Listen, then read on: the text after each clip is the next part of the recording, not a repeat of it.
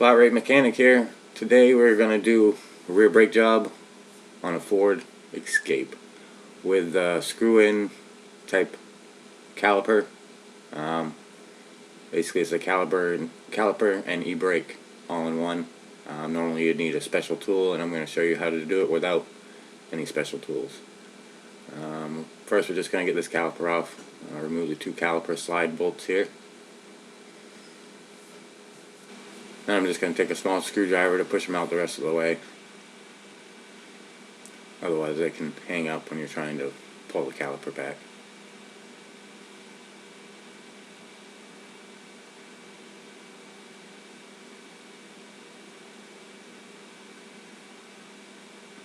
Then I'm just going to take and place the caliper aside for the time being while we get the brake pads, the caliper bracket, and the rotor off.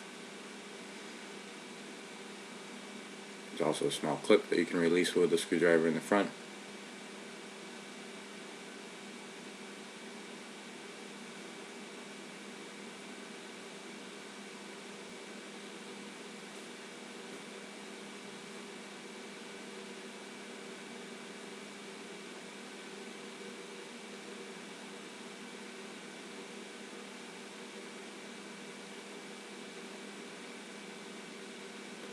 I'm not going to let the caliper hang, I'm just going to kind of wedge it up there where it's nice and secure.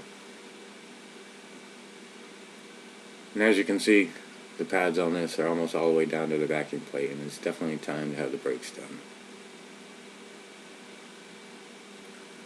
I'm going to remove the two 13mm bolts holding the caliper bracket on to the spindle.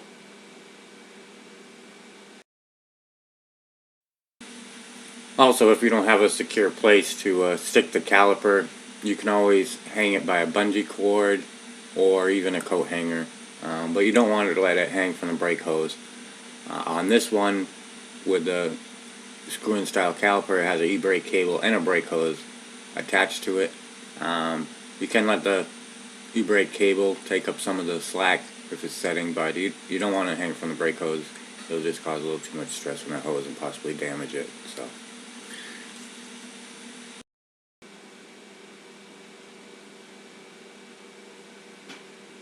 Now that we got the caliper off, we're going to get the rotor off. I just take a rubber mallet to kind of break it free here.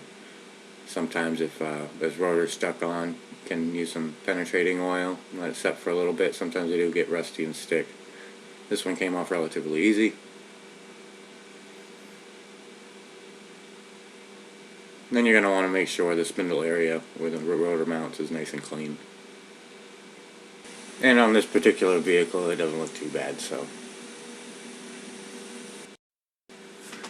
Now it's also a good idea to apply some grease on the spindle area before putting the brake rotor on.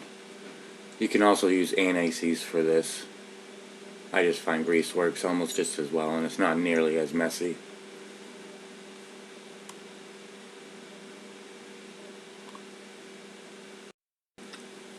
I'm going to be installing a new rotor on this vehicle. Before I do so, I made sure I cleaned it off with some brake clean. They always come shipped with a lot of grease on them to prevent rusting. If you don't have brake clean, soap and water is also a good alternative, and it works great. Just prior to putting this rotor on, make sure the spindle area is nice and clean. That way you don't get any pulsation in the brake pedal. Now we're ready to install our caliper bracket.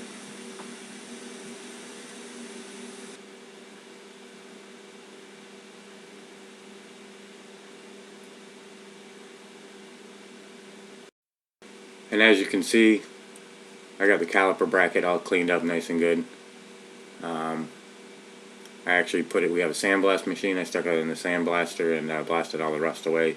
Get the surface nice and clean. If you don't have sandblaster, which most people don't, you can use a wire brush. Just make sure you get nice and clean.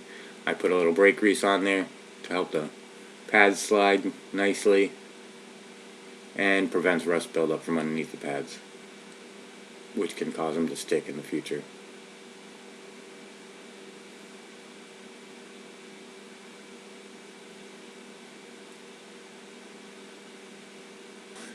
Okay, now for the cool part. I'm going to show you guys how to get this rear screw style caliper compressed without any special tools. all you're going to need for this is some oil filter pliers and a set of channel locks.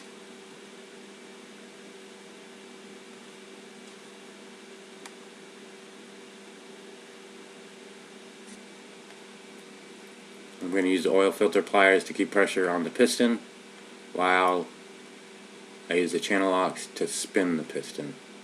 The only thing you're going to watch out for here is pinching rubber boot with the pliers. You can even pull that boot back if you need to.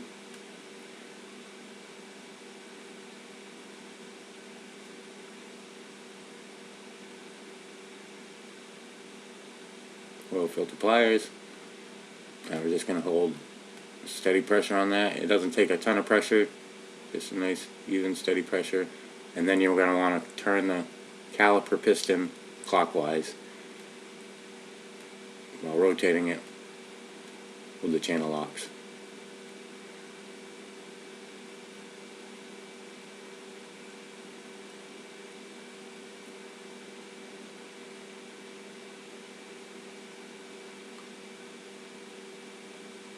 I actually find myself doing it this way over using the tool in a lot of cases. It tends to be much faster, and if you've ever used those special tools, you'll come to notice that sometimes it feels like you need 3 hands. So this way is really not a bad alternative, and it ends up being a little quicker.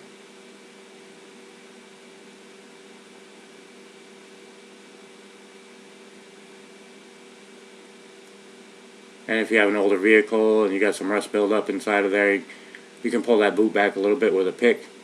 Spray a little WD-40 in there. Pull the boot back all the way down so you can make sure you don't pinch it.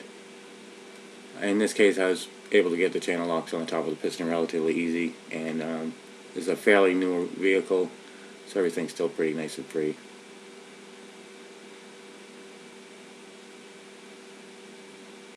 Okay, now that we got that all done, we're ready to reassemble these rear brakes.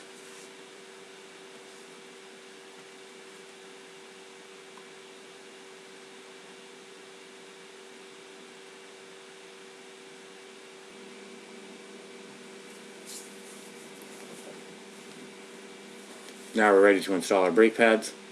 On this one, you can see the spring on the pad. That's going to sit on the inside, and what that does is keep the pad from rattling, keeps it tight in the holster. We're going to apply a little brake grease to the backing of the pads. This is going to prevent vibration. Also, we're going to use some silicone inside of the caliper slides.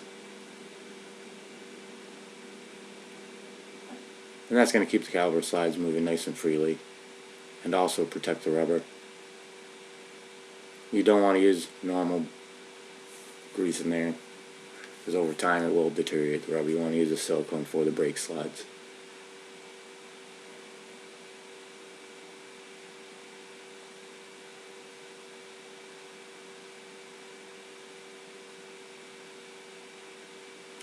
Another little tip I can give you too is, a lot of times when you put that rotor on there, it's going to sit somewhat crooked.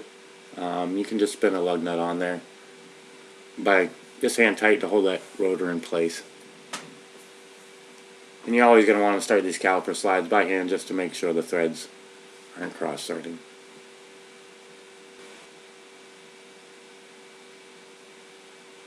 And on this particular vehicle, we're going to be flushing the brake fluid out after as well, with a brake fluid flush machine. And I'll be doing a video on that too in the future. So be sure to subscribe to the channel. Now we're just going to install this brake clip, and we're going to be done with this brake job on this side.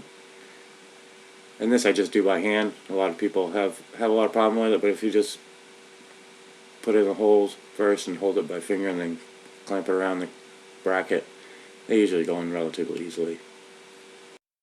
I will be glad to answer any questions you may have on this video, so be sure to leave your questions and comments below. If this video was helpful to you, be sure to hit the thumbs up button below. Also subscribe to my channel to help support future videos. Below in the description will also be links to all the products I use to do this rear brake caliper service. Thanks for watching The Flat Rate Mechanic.